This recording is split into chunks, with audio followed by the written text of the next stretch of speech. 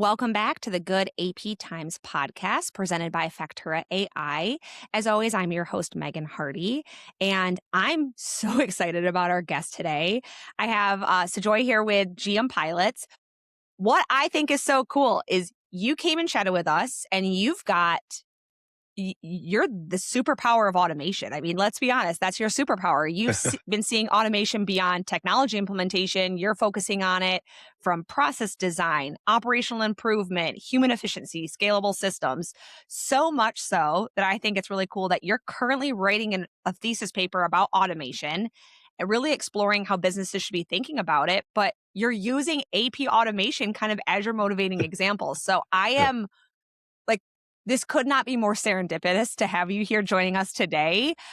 Please, tell us a little bit about yourself and tell us more importantly a little bit about, GM Pilot and kind of what you're focusing on.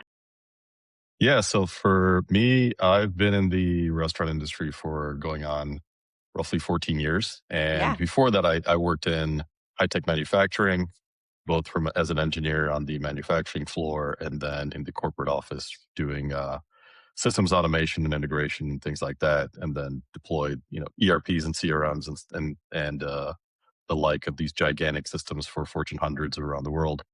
And I got into restaurants and I'm like, oh, this is like a little mini factory. So, Yeah. and I'm like, I think 90 days in, I hit the wall and I was in the car with a good friend, Punkage. And I'm like, I can't deal with this. It's like, this is absolute chaos. The amount of, signals that you got to deal with, the variety and everything else. And, he kind of put it into me that, hey, look, there's at the time we were both at Brinker, he's like, there's some 70,000 people that wake up every day expecting to be able to go to work and make a living because of what we're doing. And I'm like, okay, you've got me mission oriented on this. So fast forward to today, one of the things that I saw a few years ago, and then I was sitting at breakfast with my co-founder Alonzo, and I said, look, there's so many things that a GM has to take care of every single day, and there's so much variety in what that is. And the nuance of doing it right is the difference between happy teams, happy guests, and happy financial stakeholders, right? Yeah. And threading that needle is really, really hard. And I thought, hey, if we can get a hold of prime cost and manage that, that would be amazing. Inventory is a gigantic beast, so we stepped away from that, but we focused in on labor. And in labor, when we talk to all the customers that we have and all the work that we did so far, realize that it just comes down to consistency and timeliness. And it didn't have to be, to me, I'm like, okay, I thought the complexity had to be extremely high. It Yeah. wasn't that. It was just the sophistication had to hide all the nuance so that everything that we do on behalf of the GM looks like another assistant general manager was in the building and just did the work and got stuff done to a level that they'd be happy with, and then they can go on with the rest of their day and focus on the things they need to do. Looks simple, but it's extremely hard. So, Yeah. but it's been fun. Because I think a lot of times too, especially on the GM side, people don't give enough credit to the GM. You know what I mean? Like there's just not enough credit there. And there, our last episode, we talked with someone from the hotel side, and we were talking about being a GM and how you kind of have to be a little bit of everything. Like you have to be a little bit of everything, especially in the hotel space, which I think restaurant space is just the same. Well, you've spent all this time in the automation space. What originally sparked your interest? Like what keeps you passionate about solving these problems today? I think for me, the passion is at least in the workplace, I don't like waste. Like, I don't like seeing people Yeah. wasting their time or friction points that I know could be eliminated. It's like whatever I can do so that we can go focus on something more important, right? It's just ultimately frustrating to get stuck on certain things or having to do things over and over again that could potentially be taken away. Yeah, absolutely. Do you think we're trying to make manual work faster, or should we be more asking a question of like why manual work exists in the first place? Yeah, wow, I feel like you read my thesis or something, but yeah. So it's interesting. I'll have to give credit to where I learned it in the 90s. when I was involved in big IT in like the ERP world for like SAP and stuff, it was like automate every darn thing. And then in 2000s, we found like, wow, that was really expensive and it's hard to maintain. So then in 2000s, I was at IBM and we started thinking about uh, what should we automate and then not what we shouldn't. What should stay in the building, what should leave the building. So slicing both where automation cuts in and where outsourcing cuts in as well too. And that's a deeper question. It can start very simple, but then eventually goes beyond process and people and data and systems and gets into culture and Yeah. who you are as an organization and what you stand for and what you believe in and how you want to present yourself to your employees as well as your customers, your shareholders, et cetera. Right. So that's where the cut of the automation ends up lying. But you're right. It has to come down to what's important, what's not. Is this the right time to do it? What does the impact do to the people that are here, the people that we serve, et cetera? I think you made a really good point.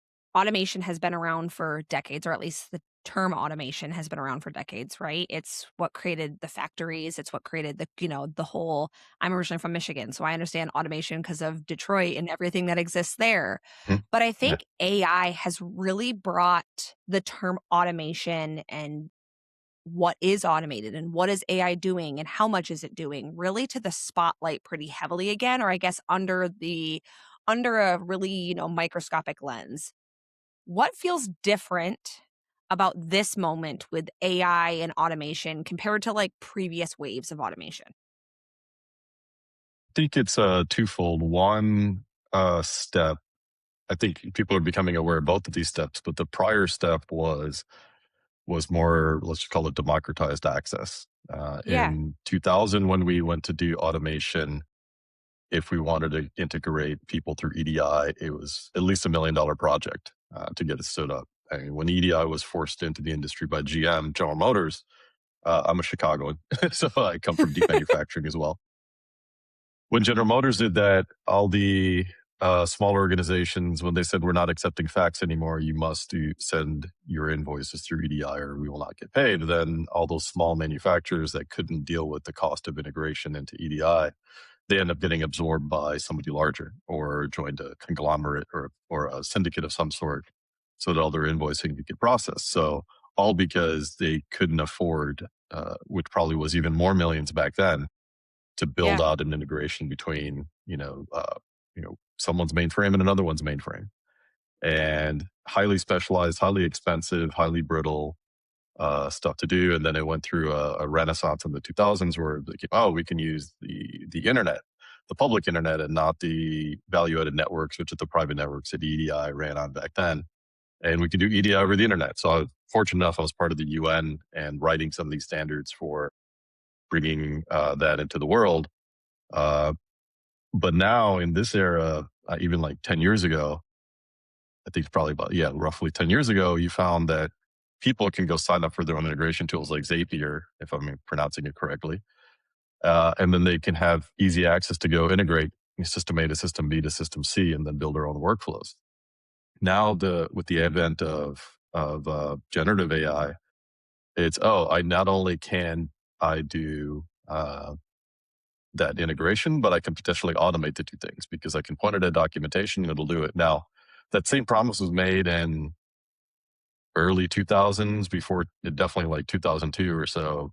It was around, it was called web services. And there's a thing called a WSDL or a web service description language. And it said, oh, these things will be able to find each other and then connect. And then companies can just connect to each other by, hey, you want to get a payment? Here's where you have to submit your invoice. Here's where you go check out your invoice. You just have to write the spec and magically stuff will come together. But as we know today, it still doesn't exist that way.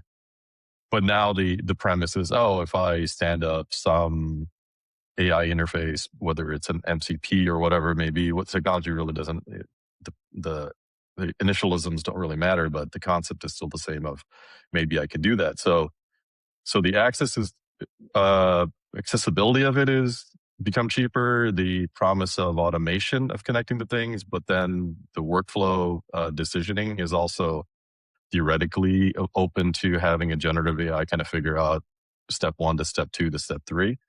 But then the real big thing, which is where, kind of my paper is focused on, is that all automations up to this point have all been deterministic. And then, so that's been one religious camp. And then another religious camp has popped up and said, no, we don't need determinism. We can just let the systems just kind of figure it out by itself through heuristics or its own non-deterministic ways of approaching it. And I'm like, well, you guys are both on two ends of the spectrum. And, sticking in either one of those camps is just not, I don't think that's the right way to do things. Again, everyone's pushing a particular product or a technology or a constitutive service or something like that. So they are apt to go, the old way sucks, the new way's better. Yeah. And I'm like, I've seen this song and dance before. There's much more nuance to how this works. I But think to me, that's the big thing, is that people think it's easier than it's ever been. yeah, and I think the thing that I say this. I'm not a tech savvy person. I'll admit that in this space. That's my first confession to make here. And I come from a very big restaurant background at first. Like I was not a tech savvy person. I think that a lot of what you were saying, right, is for maybe some of our audience, they were like, whoa, that is terms I have no idea what that means. I have no idea what's going on. You've been in the restaurant space. Do you see a lot of that issue where people almost feel like it's overwhelming? They don't know where to start when it comes to things like automation and AI and all of that, that they almost feel overwhelmed because there's this old school mentality of how things have always been done very manually. And then there's this big push for automation and they don't know how to get from point A to point B. Yeah, absolutely. I think it's just like any other change curve or a journey you're trying to put somebody on. You can't take them from where they are today all the way to the end, like transport them like with the flip of a switch, right? Yeah. There's still practices, culture, just muscle memory, people involved in that have to change or adapt to whatever it is you're trying to do. And it's hard to keep up with things. I thought it was things were coming up pretty fast, like 25 years ago. I think things come out even faster now because again, everyone's got a hold of things and new ideas come out every hour, Yeah. not just every month. So, but having where do you have the time if you're operating a business like that? Your core business is again goes back to what should you insource and what should you outsource? Like it's like no, I mean, you certainly don't grow your own fruits and vegetables. Yeah. And at the same time, there's some of that technology discovery, and it's good to be well read, but reading these things and actually applying them are far vastly different. And that's where, you've got to lean into your friends and partners to help you get through that, to, stick to what you're great at. Absolutely. You've seen technology being involved in a lot of different companies. How far behind do you feel like the restaurant industry is when it comes to automation? That's a great question. I hear that a lot. And normally, up until today, I probably would have said, oh, yeah, we're like 20 years behind. But, it's a giant spectrum, right? We have new Yeah. upstart restaurant groups that are uh, born of people that were, didn't live when the internet wasn't around. So those folks are, technology then becomes much more naturally to them because of experience and exposure. So they may be very far ahead, but we have some 600,000 plus restaurants in the U.S. So there's a whole giant spectrum of things. I think when you go to the conferences, I think we always say, oh yeah, this industry is terribly behind, but there are other industries that are terribly behind in different things as well too. It's like I have this other working hypothesis that great companies are great at two things. They're not great at all things.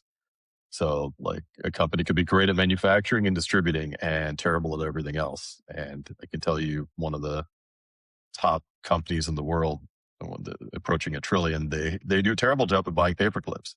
But really, who cares? It's like they're not Right. incredible at procurement, but they don't really care. So, Love that.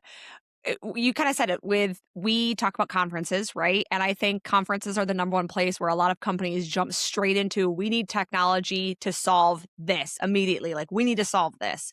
Before really evaluating the process behind it, what should businesses really understand before they automate? uh, I think it goes back to identity. Who are you? What are you giving into the market that people are paying you for? and then decompose that to what points of that are your responsibility and should be somebody else's. And then things that are yours, look at, is there opportunity to give any benefit by doing an automation?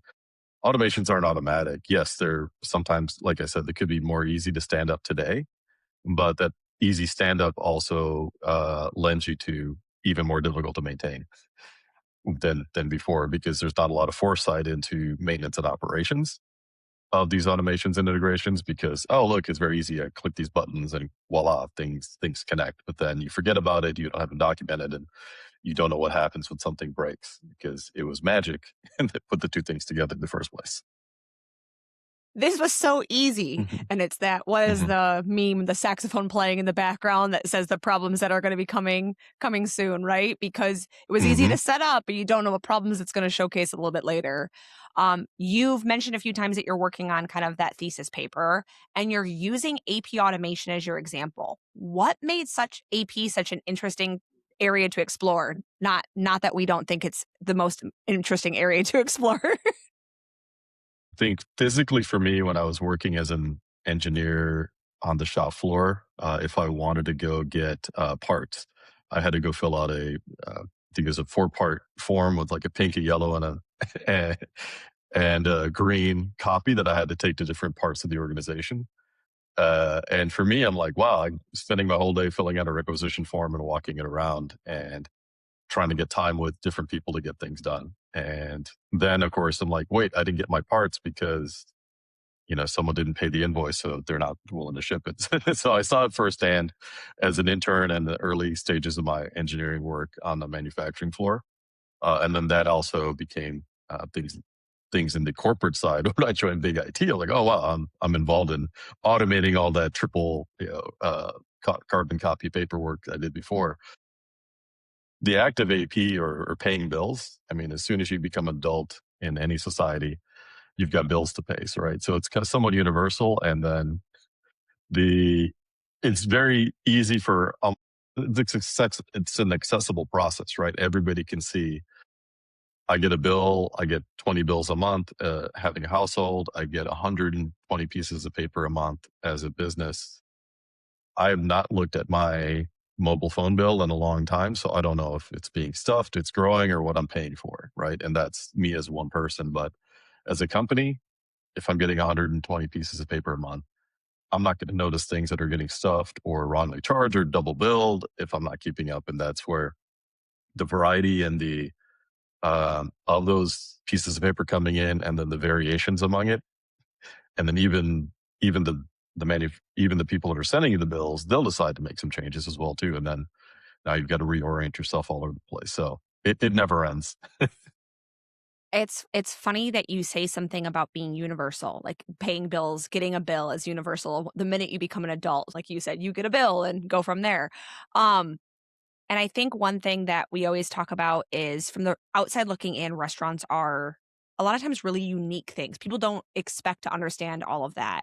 From an AP perspective, I think also there's so many additional nuances to AP when it comes to the restaurant space. So AP seems simple from the outside. It's obviously much more complicated. Why do workflows like this become difficult as companies scale? As you scale, I mean, let's take restaurants, right? More locations. You don't have a single vendor for everything that covers every location. Every entity is its own company. You've got local providers and even national ones. They're all going to send you bills from their local buildings, and there's variety in everything, right? So every one of those things comes in. The more sites you have, the more endpoints you have to sort through. Right. Yeah, absolutely. Um, we talk a lot about kind of automation and what it looks like. And I think there is this fear you said before, it matters on who you are as a company and who you are as people. But there's always this fear that automation is gonna replace people and AI is gonna take my jobs. You've been in this space before. How do you think companies should approach the relationship between humans and technology and automation? It's yeah, without getting too deep into the cultural side of things, right? Again, I think it goes back to what does this organization do, and where does the investment really in a process, whether it's done by people onshore, offshore, or by inexperienced people versus highly experienced people, and simple automation versus really robust. So there is all those questions you've got to ask yourself. But in general, yeah, there's things that are probably pretty straightforward. Like AP is one of them, right? It's like if you have a good solution for it, then why not? Because how many paper cuts do you want to get by opening envelopes? So there's things that you can get rid of, right? Because they may not be very, let's say, fulfilling for someone to be doing all day long. Now, some people may absolutely enjoy it. I know people that absolutely love tearing through envelopes, but it goes to the self-assessment of, is this important for my company? Do people that work here currently enjoy doing it? Or is it something that's holding them back from doing something greater? And then you can make a decision like, can I afford it? Is it the right time? Can I maintain it? Like we said earlier, and then consider where to go from there. Where do you think automation can make the biggest impact on the labor side? Well, for us, what our customers are telling us is just scheduling. It's Yeah. they have the systems and they have the GMs, they have the training material, but the consistency doesn't show up. And that's where the opportunity for them to outsource to us comes in. And once it's outsourced to us, we either work with them to develop what their labor playbook should be, like what their labor deployment model looks like. And once that's figured out, that becomes the standard, then we can apply that standard to all the locations that it applies to. And then obviously we adjust based on demand and signals and everything else. And that's a job that we can take on, and we do. If we were to sit down and do this in a restaurant, it's a lot of hours to go through it. Like, we did a benchmark of the work that we do currently for our clients versus if you were to have a proper financially trained analyst on the other side, and it was a little over 200 hours a month, which is a full-time role per building. And then we have to do that. And that role would have to be executed overnight so that, first thing in the morning, the GM has a sense of where they need to focus. So, when we started this thing, it was maybe like 10 milliseconds of thinking to go, no, we're not going to send that overseas. We have to go try to automate this. Now, that's me, very biased on, I built automations. I know how to do this, Yeah. but it still took a long time to get it right, to the point where Alonso and I are proud of it. And our customers are happy with what they're doing because now they've got locations that are running consistently on scheduling, because write a good schedule, that's your good plan, execute that plan, and everything else falls into place, right?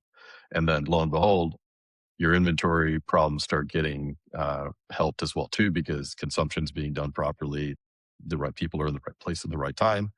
So we have a trickle back effect to inventory, but we're not obviously directly to inventory. We focus on, if we can help people be in the right place at the right time, and then free them to go do what they should be doing, then lots of magical things start to happen around it.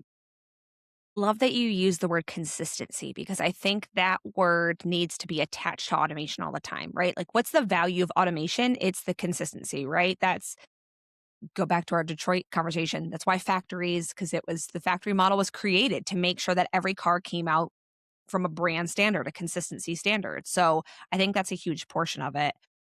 Thinking of factories and manufacturing, what do you think restaurants can learn from manufacturing? That's really difficult to map. the I think the Because when I came in, like I said, I thought, oh, this is pretty straightforward. Raw materials come in the back door. The kitchen's a manufacturing plant. There's semi-finished goods, which are like, sliced tomatoes and sliced onions. And those semi-finished goods wait for an order to come in, and then they move down the processing line and become a finished hamburger, right? And but but in a manufacturing plant, we have B2B relationships with our suppliers. They have they have quality controls they have to meet on every single tomato, or really on a rubber tire that's coming in the back door. It has to be on spec. And there's enough money involved because of the scale that there is QA done before something comes in. And there's further QC done a pre-manufactured line, so it's kind of difficult. I think some of the processes we'd love to do, like goods inspection when we receive things, open the Yeah. crate of eggs and make sure that all 12 eggs are there, right? Uh, but those things are when you're doing that for one crate, that's still an expensive process considering all the other things I've got to do in that day. So I'm just going to put it in the fridge and then hopefully it's there, right? And move on. So it's hard just because the scale is so small. I think it just the overhead of process automation becomes really really hard. Well, and I love that you made a comment about like a partially made good, right? Like a tomato is there. But unlike a manufacturing, that tire is not slowly disintegrating and becoming no No, longer yeah. sellable, right? Like the shelf life of a tire versus the shelf life of a tomato is very different. So it's interesting to think about that from like a quality control and quality aspect because in a manufacturing there's those like pauses in the entire process to create that consistency. And so if we can try to do it as much as possible from the restaurant side, but there's so many external factors. I love that thought process. That's definitely a challenge when it comes to automation. What do you think like the best restaurants right now are doing? Like what separates those companies that truly transform through automation than those that just simply add another tool? I think they do. This is actually I'll answer it from not from restaurants, but just in general, like the organizations I've been involved in from a management consulting side. It's those that do a really good self assessment of what they are, what their promises are to their employees, their promises to their customers, and their promises to whoever their financial covenants need to be. Yeah. When they do that, and then they sit down and decompose that into where should automation exist. Again, automation shouldn't be the first question. It should be the answer to a problem, not the beginning of the conversation.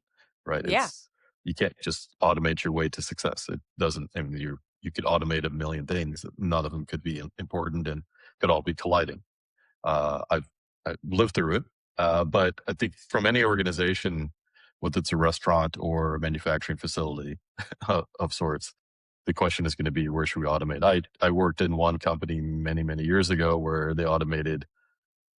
We the plant had shipped in a gigantic packaging system from Italy, so it was a massive machine, and all his entire job was to package. So we produced a unit of something. They went into another unit that was like, I think 16. That 16 onto another unit was like 8 of those 16 together. So to package all those things into a more gigantic box was an incredibly expensive, gigantic machine. And it barely worked. So there was some minor things to trip it up. And it was an incredible piece of engineering, but if the tape went into the thing wrong, or the box was askew a little bit, boom, the thing jammed up, and you can it was big enough for 2 to 3 people to walk inside the machine. That's how big it is. All That's that to crazy. potentially replace maybe 20 people.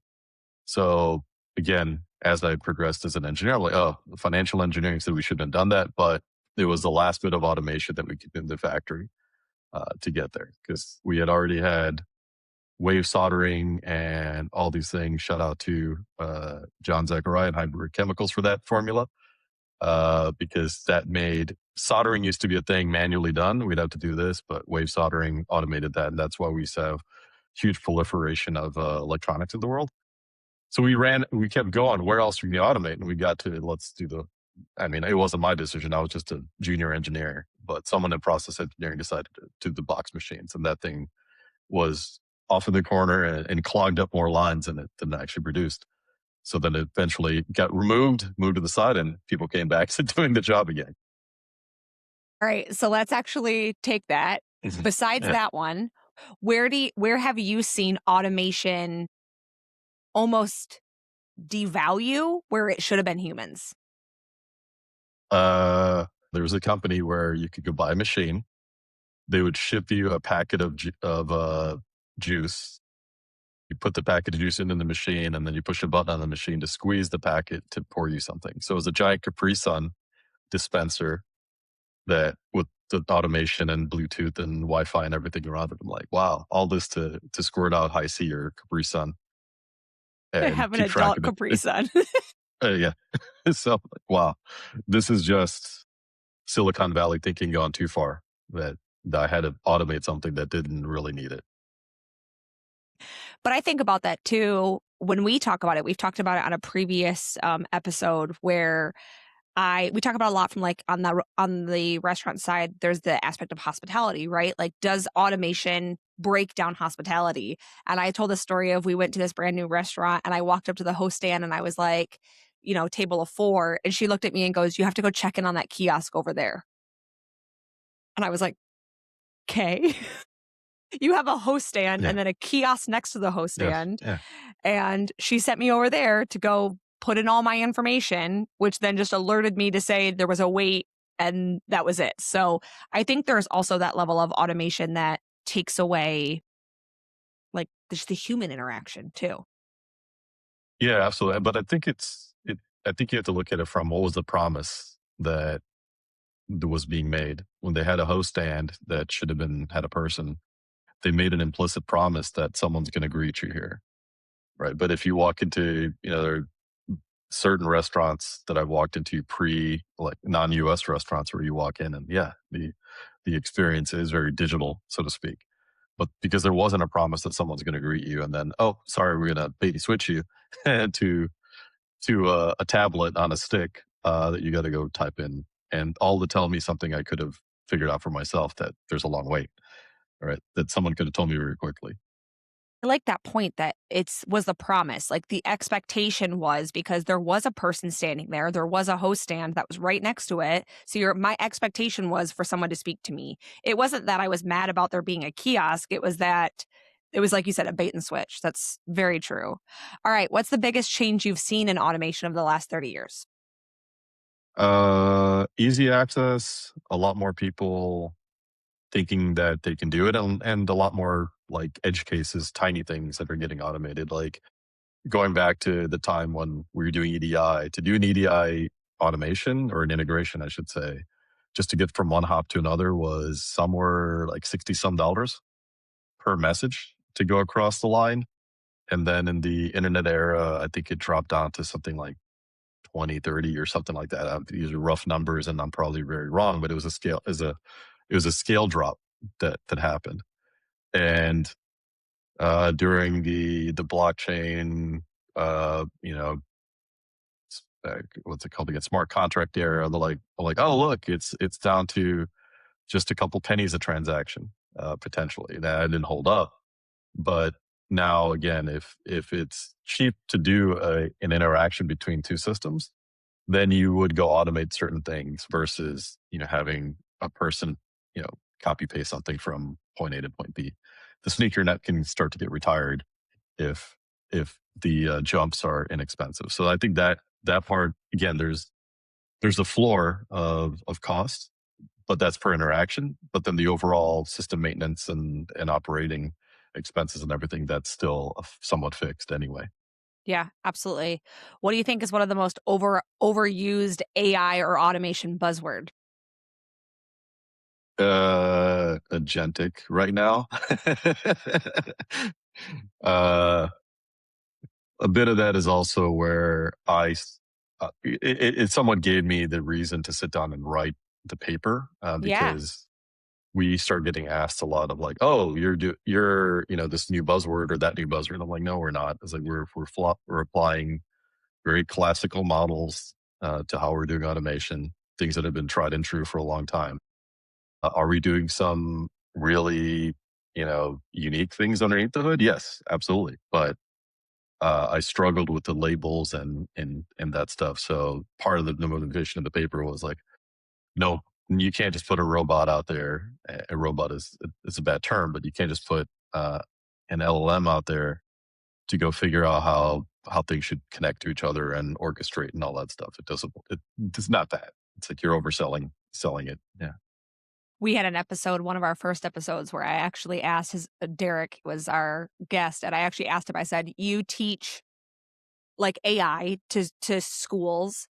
give me the, like, how do we start and teach this is what agentic means and this is what LLM means, because I think people interchange those words so much and they mean so many different things, and it's like you said, it's not so much buzzword, it's more of they grab onto one word and then they use it for every term, and then it's like, this just a can't use that blanketed term. So, all right, what's a manual process you can't believe still exists today?